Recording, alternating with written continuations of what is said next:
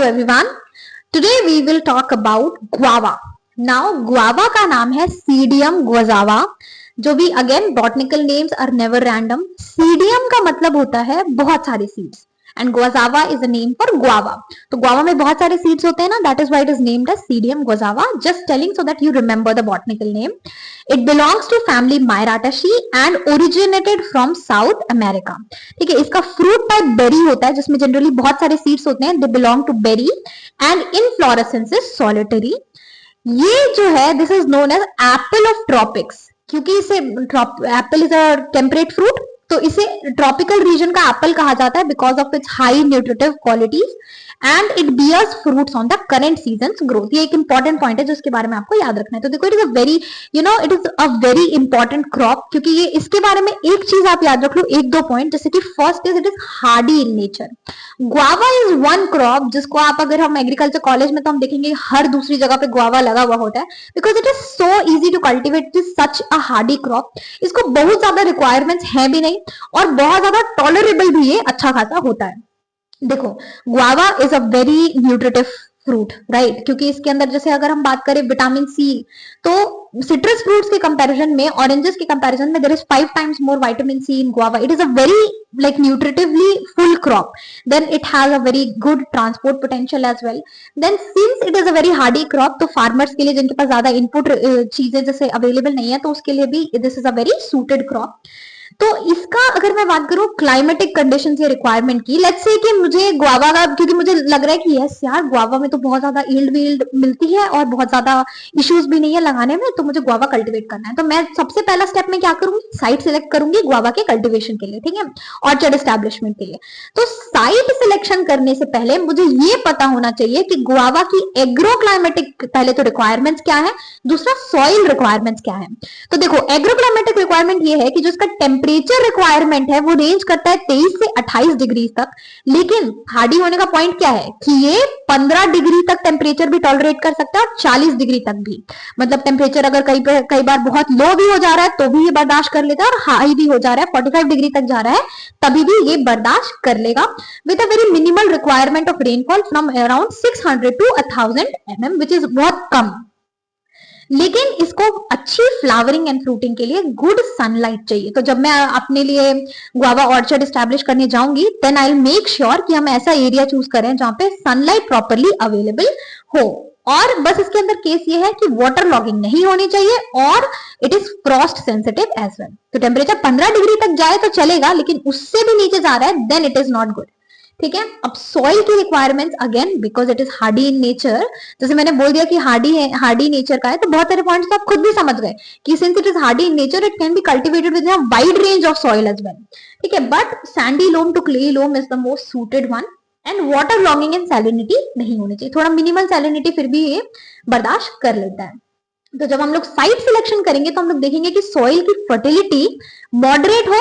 देखो, सॉइल की fertility high नहीं होनी चाहिए, क्योंकि अगर सॉइल की फर्टिलिटी बहुत ज्यादा होती है ना, तब क्या होता है पता है, वेजिटेटिव ग्रोथ बहुत ज्यादा होने लगती है, which is not the best thing, क्योंकि हमें वेजिटेटिव ग्रोथ से मतलब नहीं है. तो इसीलिए हम लोग मॉडरेट सॉइल फर्टिलिटी वाला एरिया चूज करेंगे. देन वाटर लॉगिंग नहीं चाहिए हमको, तो प्रॉपर ड्रेनेज होना चाहिए, वेल एरेटेड सॉइल होना चाहिए, and most importantly soil should be at least 1 to 1.5 metres deep, because root systems generally fruit crop के एक्सटेंसिव होते हैं, फैले हुए होते हैं, डीप होते हैं. तो ये फैक्टर्स का अगर मैं ध्यान रखूंगी, शेड नहीं होना चाहिए, सनलाइट प्रॉपरली मिलनी चाहिए, तो मैं एक अच्छा साइट सिलेक्ट कर लूंगी अपने गुआवा के एस्टैब्लिशमेंट के लिए. अब गुआवा मैंने जैसे बताया कि वो नए करंट सीजन के ग्रोथ में वो फ्रूट्स को बियर करता है. तो इसके अंदर एक बहुत इंपॉर्टेंट कॉन्सेप्ट आता है which is bahar in guava. Bahar refers to a distinct and well defined flowering season in perennial fruits. In this case we are talking about guava, जिसका ये मतलब है सीधा सीधा, अगर हम साफ शब्दों में बात करें तो, कि गुआवा जो है वो साल भर में 2 से 3 बार फ्रूटिंग करता है. और यहाँ पे हमें ये चीज पढ़ने की जरूरत इसलिए पड़ रही है क्योंकि ये जो 2 से 3 फ्रूटिंग है उसमें से सिर्फ एक सीजन ऐसा होता है जिसके जो फ्रूट्स होते हैं वो सबसे बेस्ट, सबसे सुपीरियर क्वालिटी के होते हैं, और जो बचे हुए 2 सीजन हैं उसके फ्रूट्स बहुत ज्यादा पुअर क्वालिटी के होते हैं। तो हम क्या करते हैं, हम करते हैं बहार ट्रीटमेंट, क्रॉप रेगुलेशन या बहार रेगुलेशन, जिसके अंदर हम कुछ ऐसे प्रैक्टिसेस करते हैं कि हमें जो हमारा डिजायर्ड सीजन है उसी में सिर्फ हमें गुआवा का क्रॉप मिले, बाकी सीजन में ना मिले, ताकि रिसोर्सेज एग्जॉस्ट ना हो हमारे और हम प्रॉपर कल्टीवेशन कर सकें। तो ये बहुत इंपॉर्टेंट है, कॉम्पिटिटिव के पर्सपेक्टिव से भी दिस इज वेरी इंपॉर्टेंट। ठीक है, तो bahar represents a periodic cycle of flowering, fruit set and harvesting, and since it flowers more than once a year, the grower has to deliberately select and promote only one bahar which is मृग बहार। तो हम तीनों बहार के बारे में बात करते हैं, अंबे, मृग एंड हस्त। ठीक है, अंबे बहार, मृग बहार एंड हस्त बहार। अब इसके अंदर आपको याद क्या रखना है, इसकी फ्लावरिंग टाइम और इसकी फ्रूटिंग टाइम। तो मैं आपको एक चीज बता देती हूँ कि मृग बहार से जो हमें फ्रूट ऑब्टेन होता है that is the most superior quality का फ्रूट, क्योंकि उसको प्रॉपर जो जो चीजें चाहिए, जैसे कि हार्वेस्टिंग के टाइम पे रेनफॉल ना कोइंसाइड करे, ये सब फैक्टर्स उसको प्रॉपरली मिलते हैं, तो वो सुपीरियर क्वालिटी होता है। तो हम लोग अंबे और हस्त बहार के फ्रूट्स को नहीं चाहते हैं। अब इसकी फ्लावरिंग फ्रूटिंग टाइम को आप कैसे याद रखोगे, देखो अंबे बहार की फ्लावरिंग टाइम इज फेब्रुवरी मार्च, बस इतनी चीज आप याद रख लो। फेब्रुवरी मार्च से 2 महीने छोड़ के मृग बहार में आ जाता है जून जुलाई, और जून जुलाई के बाद 2 महीने छोड़ के हस्त बहार में आ जाता है October and November. Other than this, अगर आपको फ्लावरिंग टाइम याद है तो हर जब भी फ्लावरिंग होती है उससे 4 महीने बाद फ्रूटिंग होती है। तो अगर आपको फ्लावरिंग टाइम याद है अंबे बहार का कि फरवरी मार्च है, तो फ्रूटिंग जुलाई से सितंबर तक ही होगा। अगर आपको मृग बहार का याद है कि फ्लावरिंग टाइम जून जुलाई है, तो फ्रूटिंग नवंबर से जनवरी तक ही होगा। आई होप समझ में आ रहा है ये चीज, है ना, कि आपको याद रखना है फ्लावरिंग टाइम कैसे याद रखोगे कि फरवरी मार्च, उसके बाद अप्रैल मई छोड़ के जून जुलाई, फिर अगस्त सितंबर छोड़ के अक्टूबर नवंबर। तो ऐसे आप याद रख लोगे अंबे, मृग, हस्त। और जस्ट जब आपकी जो भी आपकी फ्लावरिंग टाइम अगर आपको ये याद है, तो फ्लावरिंग से 4 महीने के बाद फ्रूटिंग होती है। तो फरवरी मार्च में अगर फ्लावरिंग हुई है तो जुलाई सितंबर में फ्रूटिंग होगी। फ्रूटिंग तो 2-3 महीने होगी ना। ठीक है, तो अब हम लोग बात करते हैं कि हम लोग एग्जैक्टली जो क्रॉप रेगुलेशन का कॉन्सेप्ट है ये हम लोग कैसे अप्लाई कर पाते हैं अपने क्रॉप में। ठीक है, तो देखो क्रॉप रेगुलेशन करने के लिए देखो सिंपल सा हम प्रिंसिपल फॉलो करते हैं, विच इज कि जब हमें हमारा क्रॉप नहीं चाहिए, मान लो जब हमें हमारा फ्रूट नहीं चाहिए, तब हमने स्ट्रेस क्रिएट कर दी। स्ट्रेस इन द सेंस कि वाटर स्ट्रेस, न्यूट्रिएंट स्ट्रेस, ऐसे स्ट्रेस क्रिएट कर दी, और जब हमें चाहिए तो हमने उसको रिलीज कर दिया, बैक टू नॉर्मल आ गए, तो हमें ऑब्वियसली अपना यील्ड जिस सीजन में चाहिए उस सीजन में मिल जाएगा। तो इसके अंदर जो प्रैक्टिसेस आती हैं, that is the first one is with holding the irrigation, यानी कि हम लोग इरिगेशन को पहले विथ होल्ड करते हैं, यानी कि रोक देते हैं।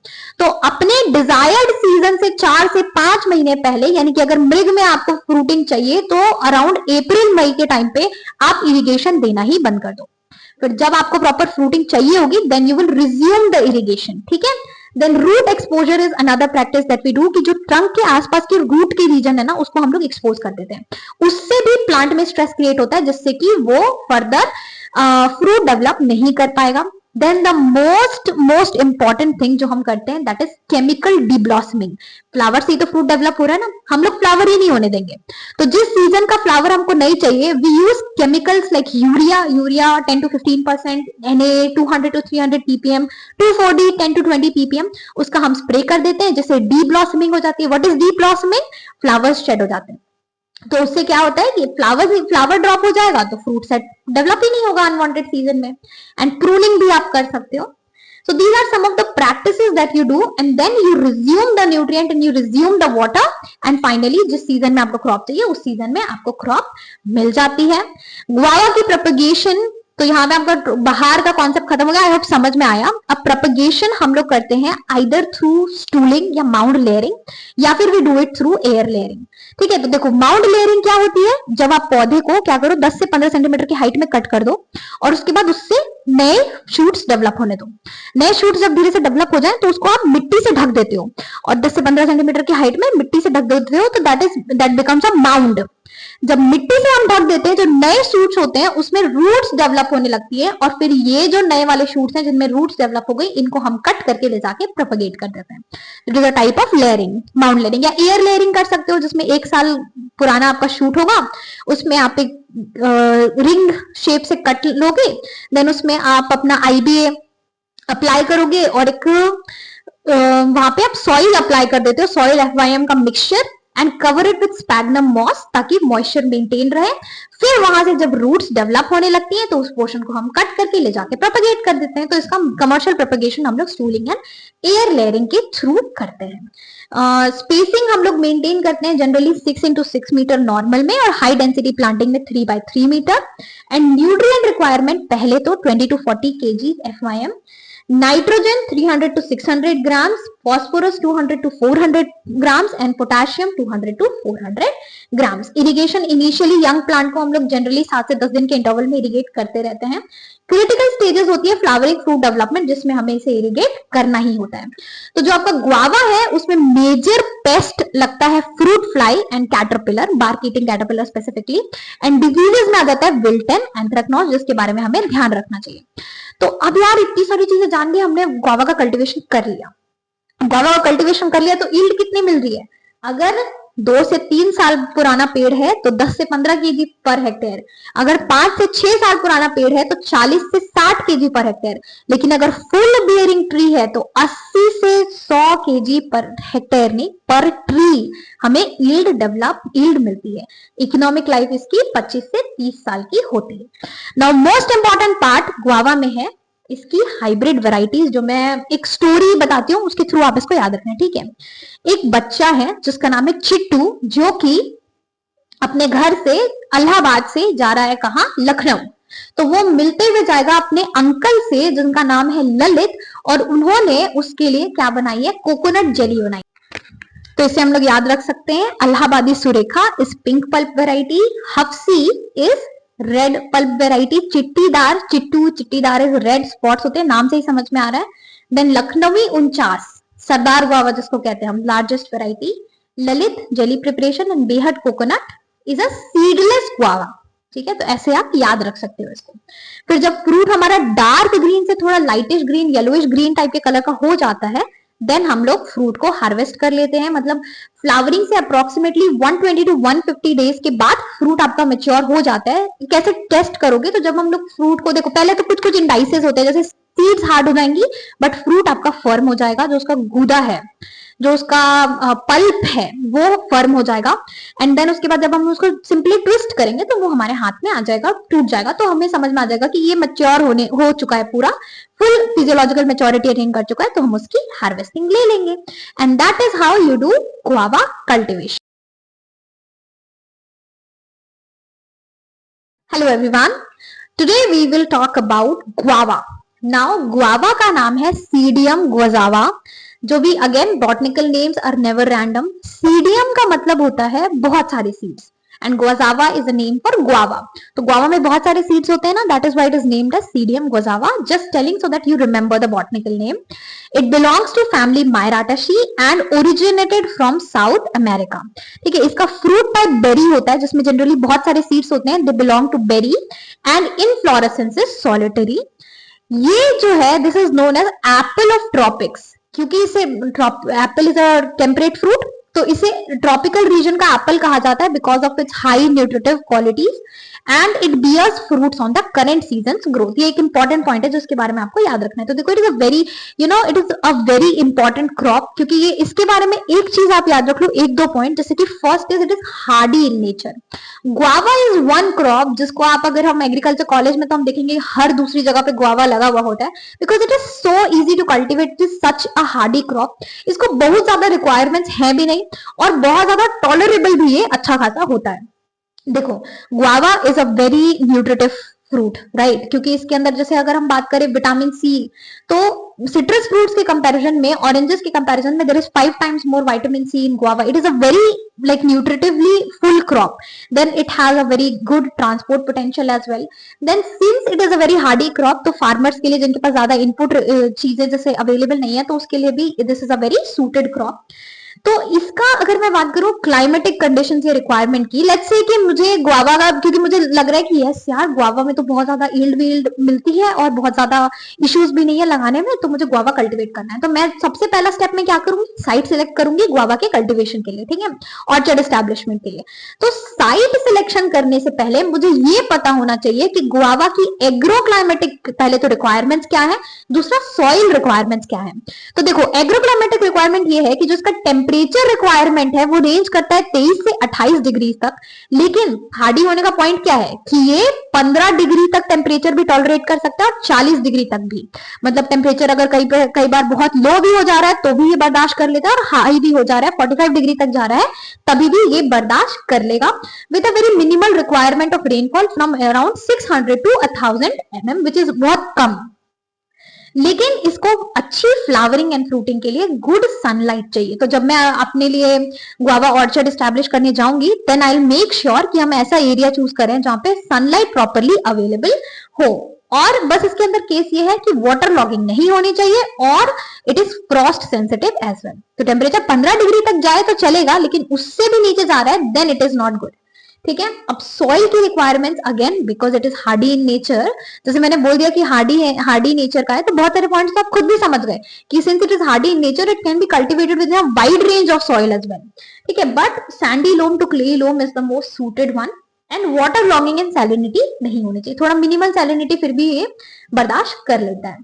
तो जब हम लोग साइट सिलेक्शन करेंगे तो हम लोग देखेंगे कि सॉइल की फर्टिलिटी मॉडरेट हो। देखो सॉइल की फर्टिलिटी हाई नहीं होनी चाहिए, क्योंकि अगर सॉइल की फर्टिलिटी बहुत ज्यादा होती है ना तब क्या होता है पता है, वेजिटेटिव ग्रोथ बहुत ज्यादा होने लगती है, which is not the best thing, क्योंकि हमें वेजिटेटिव ग्रोथ से मतलब नहीं है। तो इसीलिए हम लोग मॉडरेट सॉइल फर्टिलिटी वाला एरिया चूज करेंगे। देन वाटर लॉगिंग नहीं चाहिए हमको, तो प्रॉपर ड्रेनेज होना चाहिए, वेल एरेटेड सॉइल होना चाहिए, and most importantly soil should be at least 1 to 1.5 metres deep, because root systems generally fruit crop के एक्सटेंसिव होते हैं, फैले हुए होते हैं, डीप होते हैं। तो ये फैक्टर्स का अगर मैं ध्यान रखूंगी, शेड नहीं होना चाहिए, सनलाइट प्रॉपरली मिलनी चाहिए, तो मैं एक अच्छा साइट सिलेक्ट कर लूंगी अपने गुआवा के एस्टैब्लिशमेंट के लिए। अब गुआवा मैंने जैसे बताया कि वो नए करंट सीजन के ग्रोथ में वो फ्रूट्स को बियर करता है, तो इसके अंदर एक बहुत इंपॉर्टेंट कॉन्सेप्ट आता है which is bahar in guava. Bahar refers to a distinct and well defined flowering season in perennial fruits, in this case we are talking about guava, जिसका ये मतलब है सीधा सीधा अगर हम साफ शब्दों में बात करें तो कि गुआवा जो है वो साल भर में 2 से 3 बार फ्रूटिंग करता है। और यहाँ पे हमें ये चीज पढ़ने की जरूरत इसलिए पड़ रही है क्योंकि ये जो 2 से 3 फ्रूटिंग है उसमें से सिर्फ एक सीजन ऐसा होता है जिसके जो फ्रूट्स होते हैं वो सबसे बेस्ट, सबसे सुपीरियर क्वालिटी के होते हैं, और जो बचे हुए 2 सीजन्स हैं उसके फ्रूट्स बहुत ज्यादा पुअर क्वालिटी के होते हैं। तो हम क्या करते हैं, हम करते हैं बहार ट्रीटमेंट, क्रॉप रेगुलेशन या बहार रेगुलेशन, जिसके अंदर हम कुछ ऐसे प्रैक्टिसेस करते हैं कि हमें जो हमारा डिजायर्ड सीजन है उसी में सिर्फ हमें गुआवा का क्रॉप मिले, बाकी सीजन में ना मिले, ताकि रिसोर्सेज एग्जॉस्ट ना हो हमारे और हम प्रॉपर कल्टीवेशन कर सकें। तो ये बहुत इंपॉर्टेंट है, कॉम्पिटिटिव के पर्सपेक्टिव से भी दिस इज वेरी इंपॉर्टेंट, ठीक है। तो bahar represents a periodic cycle of flowering, fruit set and harvesting, and since it flowers more than once a year the grower has to deliberately select and promote only one bahar which is मृग बहार। तो हम तीनों बहार के बारे में बात करते हैं, अंबे, मृग एंड हस्त, ठीक है। अंबे बहार, मृग बहार एंड हस्त बहार। अब इसके अंदर आपको याद क्या रखना है, इसकी फ्लावरिंग टाइम और इसकी फ्रूटिंग टाइम। तो मैं आपको एक चीज बता देती हूँ कि मृग बहार से जो हमें फ्रूट ऑब्टेन होता है that is the most superior quality का फ्रूट, क्योंकि उसको प्रॉपर जो जो चीजें चाहिए जैसे कि हार्वेस्टिंग के टाइम पे रेनफॉल ना कोइंसाइड करे, ये सब फैक्टर्स उसको प्रॉपरली मिलते हैं, तो वो सुपीरियर क्वालिटी होता है। तो हम लोग अंबे और हस्त बहार के फ्रूट्स को नहीं चाहते हैं। अब इसकी फ्लावरिंग फ्रूटिंग टाइम को आप कैसे याद रखोगे, देखो अंबे बहार की फ्लावरिंग टाइम इज फेब्रुवरी मार्च, बस इतनी चीज आप याद रख लो। फेब्रुवरी मार्च से 2 महीने छोड़ के मृग बहार में आ जाता है जून जुलाई, और जून जुलाई के बाद 2 महीने छोड़ के हस्त बहार में आ जाता है October and November. Other than this, अगर आपको फ्लावरिंग टाइम याद है तो हर जब भी फ्लावरिंग होती है उससे 4 महीने बाद फ्रूटिंग होती है। तो अगर आपको फ्लावरिंग टाइम याद है अम्बे बहार का कि फरवरी मार्च है, तो फ्रूटिंग जुलाई से सितंबर तक ही होगा। अगर आपको मृग बहार का याद है कि फ्लावरिंग टाइम जून जुलाई है, तो फ्रूटिंग नवंबर से जनवरी तक ही होगा। आई होप समझ में आ रहा है ये चीज, है ना, कि आपको याद रखना फ्लावरिंग टाइम कैसे याद रखोगे कि फरवरी मार्च, उसके बाद अप्रैल मई छोड़ के जून जुलाई, फिर अगस्त सितंबर छोड़ के अक्टूबर नवंबर। तो ऐसे आप याद रख लोगे अम्बे मृग हस्त।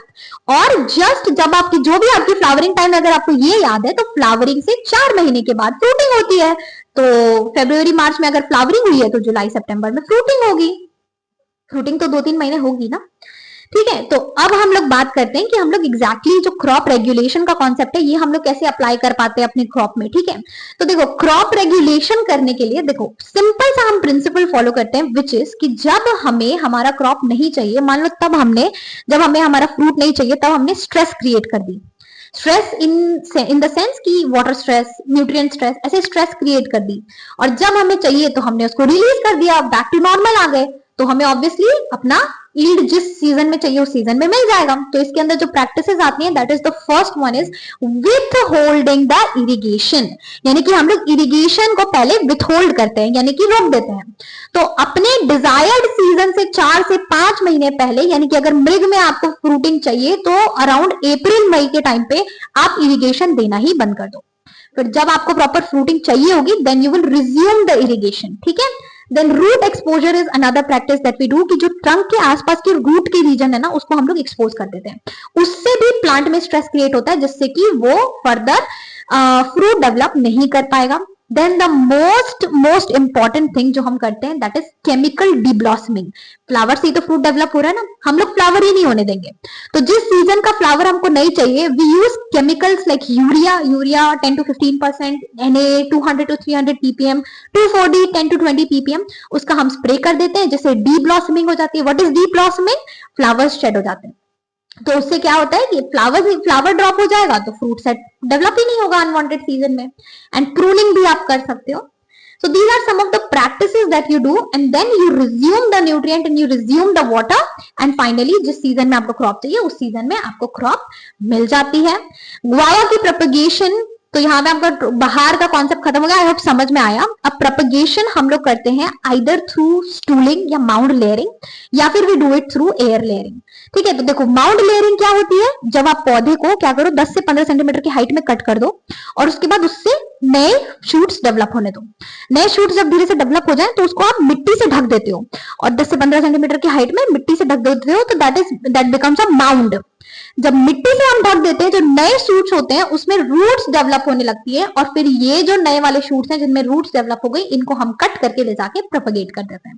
It is a type of layering, mound layering. या एयर लेयरिंग कर सकते हो, जिसमें 1 साल पुराना आपका शूट होगा, उसमें आप एक रिंग शेप से कट लोगे, देन उसमें आप अपना IBA अप्लाई करोगे, और एक वहां पे आप सॉइल अप्लाई कर देते हो, सॉइल FYM का mixture, and cover it with sphagnum moss, ताकि मॉइस्चर मेंटेन रहे। फिर वहां से जब रूट्स डेवलप होने लगती हैं, तो उस पोर्शन को हम कट करके ले जाके प्रोपगेट कर देते हैं। तो इसका कमर्शियल प्रोपगेशन हम लोग स्टूलिंग एंड एयर लेयरिंग के थ्रू करते हैं। स्पेसिंग हम लोग मेंटेन करते हैं जनरली 6 into 6 मीटर नॉर्मल में, और हाई डेंसिटी प्लांटिंग में 3 by 3 metre. And nutrient requirement पहले तो 20 to 40 kg FYM, nitrogen 300 to 600 grams, phosphorus 200 to 400 grams, and potassium 200 to 400 grams। Irrigation initially young plant को हम लोग जनरली 7 से 10 दिन के इंटरवल में इरिगेट करते रहते हैं। क्रिटिकल स्टेजेस होती है फ्लावरिंग फ्रूट डेवलपमेंट, जिसमें हमें इसे इरिगेट करना ही होता है। तो जो आपका गुआवा है उसमें मेजर पेस्ट लगता है fruit fly and caterpillar, bark eating caterpillar specifically. And diseases में आ जाता है विल्टन, एंथ्रेक्नोज, जिसके बारे में हमें ध्यान रखना चाहिए। तो अब यार इतनी सारी चीजें जान ली हमने, गुआवा का कल्टीवेशन कर लिया, गुआवा का कल्टीवेशन कर लिया, तो यील्ड कितनी मिल रही है? अगर 2 से 3 साल पुराना पेड़ है तो 10 से 15 केजी पर हेक्टेयर, अगर 5 से 6 साल पुराना पेड़ है तो 40 से 60 केजी पर हेक्टेयर, लेकिन अगर फुल बियरिंग ट्री है तो 80 से 100 केजी पर हेक्टेयर, नहीं पर ट्री, हमें यील्ड मिलती है। इकोनॉमिक लाइफ इसकी 25 से 30 साल की होती है। Now most important part guava में है इसकी हाइब्रिड वैरायटीज, जो मैं एक स्टोरी बताती हूँ उसके थ्रू आप इसको याद रखना, ठीक है। एक बच्चा है जिसका नाम है चिट्टू, जो कि अपने घर से इलाहाबाद से जा रहा है कहाँ, लखनऊ। तो वो मिलते हुए जाएगा अपने अंकल से जिनका नाम है ललित, और उन्होंने उसके लिए क्या बनाई है, कोकोनट जेली बनाई है। तो ये इस वे में हम लोग याद रख सकते हैं। तो इसे हम लोग याद रख सकते हैं, Allahabadi Surekha is pink pulp variety, Hafsi is red pulp variety, Chittidar, Chittu Chittidar is red spots होते हैं, नाम से ही समझ में आ रहा है। देन लखनवी 49 सरदार गुआवा जिसको कहते हैं हम, largest variety, Lalit jelly preparation, and Behat coconut is a seedless guava. ठीक है, तो ऐसे आप याद रख सकते हो इसको। फिर जब फ्रूट हमारा डार्क ग्रीन से थोड़ा lightish green, yellowish green type के कलर का हो जाता है, देन हम लोग फ्रूट को हार्वेस्ट कर लेते हैं। मतलब फ्लावरिंग से अप्रोक्सीमेटली 120 टू 150 डेज के बाद फ्रूट आपका मेच्योर हो जाता है। कैसे टेस्ट करोगे, तो जब हम लोग फ्रूट को देखो, पहले तो कुछ कुछ इंडाइसेस होते हैं, जैसे सीड्स हार्ड हो जाएंगी बट फ्रूट आपका फर्म हो जाएगा, जो उसका गूदा है, जो उसका पल्प है वो फर्म हो जाएगा। एंड देन उसके बाद जब हम उसको सिंपली ट्विस्ट करेंगे तो वो हमारे हाथ में आ जाएगा, टूट जाएगा, तो हमें समझ में आ जाएगा कि ये मैच्योर हो चुका है, पूरा फुल फिजियोलॉजिकल मैच्योरिटी अटेन कर चुका है, तो हम उसकी हार्वेस्टिंग ले लेंगे। And that is how you do guava cultivation.